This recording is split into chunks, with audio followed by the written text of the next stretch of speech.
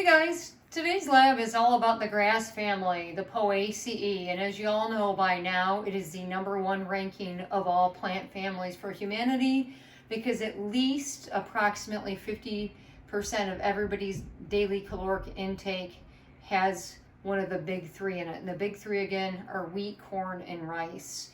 And so again, here's a nice reminder about the grasses, the grass family. When we review these, you'll remember from lecture that these are all monocots. And so a couple of the most obvious features here of the grasses are really going to be these really nice parallel veins that we've talked about in lecture, and the fact that the way that the leaf attaches to the stem is actually through what we call a sheath. And you can see here I'm picking apart the sheath. So again, I'm going to show you another sheath right here. These are a couple very notable characteristics seen throughout the grasses and the very typical inflorescences, as you can see here. A nice reminder that these are pollinated by wind, as we have been discussing in my class. So let's get into looking now at some of the amazing big three, which again I said are corn and wheat and rice. I'm going to start here looking intimately at the ins and outs of what's in these grains when we eat them, so you have an appreciation for that sense of calories.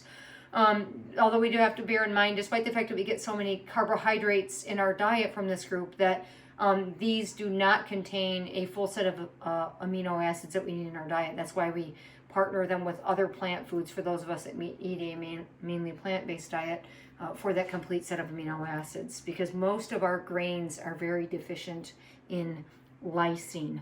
So I'm going to start here looking up close and personal at the fruit of the grass family. And folks, this one's been bisected, meaning cut into two in the longitudinal context. And what you see here is we're going to go through the individual components to understand where our calories are coming from in the diet. And then I'll review with you the diagram that is in your lab guide for today. So as you folks can look kind of closely here at the cut open corn fruit, which again is called you might recall by now, a caryopsis. I know in layman's term we call it a kernel, but the real term here I would like you guys to remember with the grass family is a caryopsis. So you're going to remember, folks, this outer layer here where the pericarp is fused to the seed coat. That's what we oftentimes in kind of at the grocery store will call the bran layer. But for sake of simplicity, we're just going to refer to this outer layer today as the seed coat. All the filler calories that contain most of the constituents inside of the seed, so when you and I eat a grain such as corn, wheat, or rice, are mainly derived from this product of double fertilization. And what's that product called again, guys? It's going to be the endosperm. So most of the calories when you and I eat grains are coming directly from the endosperm. And then if you look really closely, you're going to notice a couple different features inside of that grain that we're going to break down with my cartoon that is a direct image replica of what you guys have on page 2 now.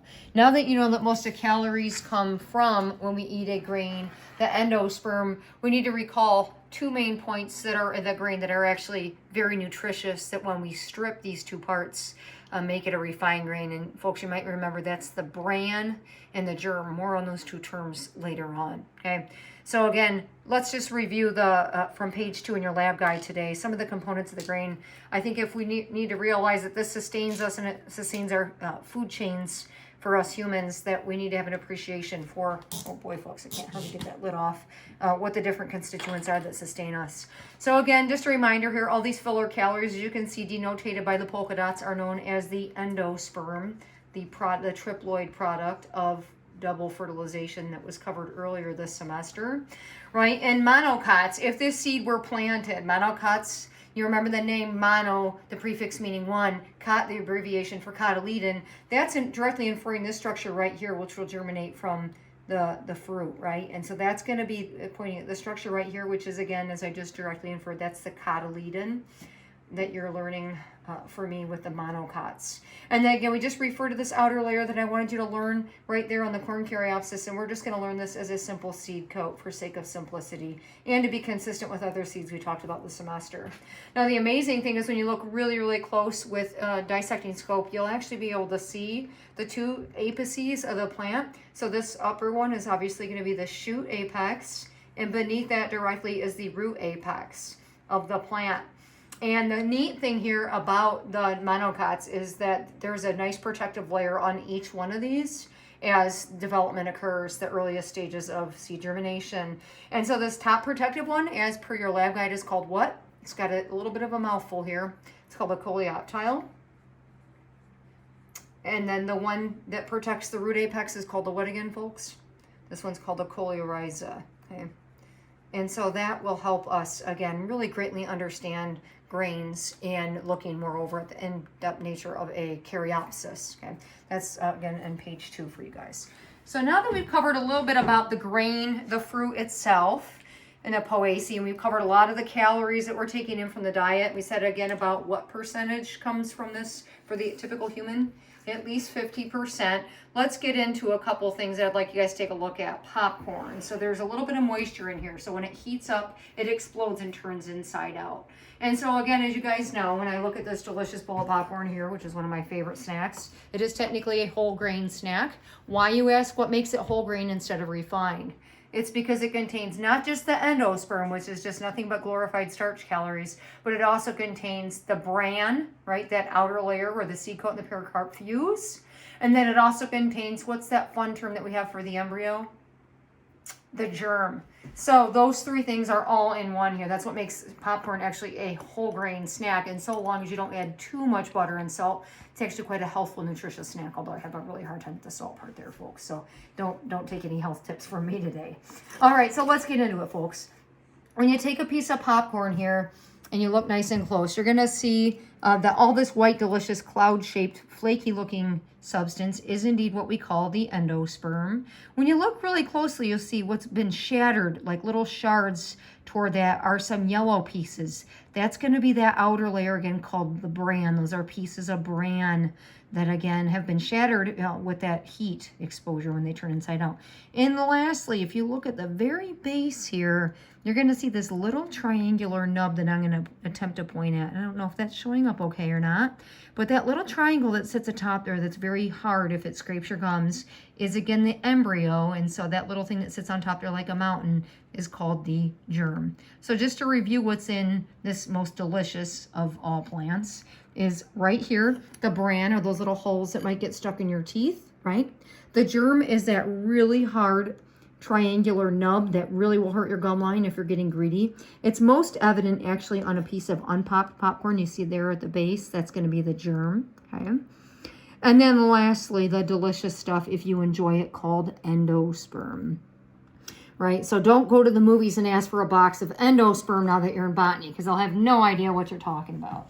Let's get into a wide variety of corn products as far as economic botany. The sky's the limit. Although it's so funny when you really think about all the multitude of corn products I have out here, one or multiple people out there in the audience today would probably think, oh yeah, we humans probably eat a pretty significant percentage of the U.S. corn crop. And that's just not the case. About 40% of the U.S. corn crop goes for what, guys? Animal feed, right? So most cornfields you go by are growing just that animal feed. What's the next largest use of corn in the United States?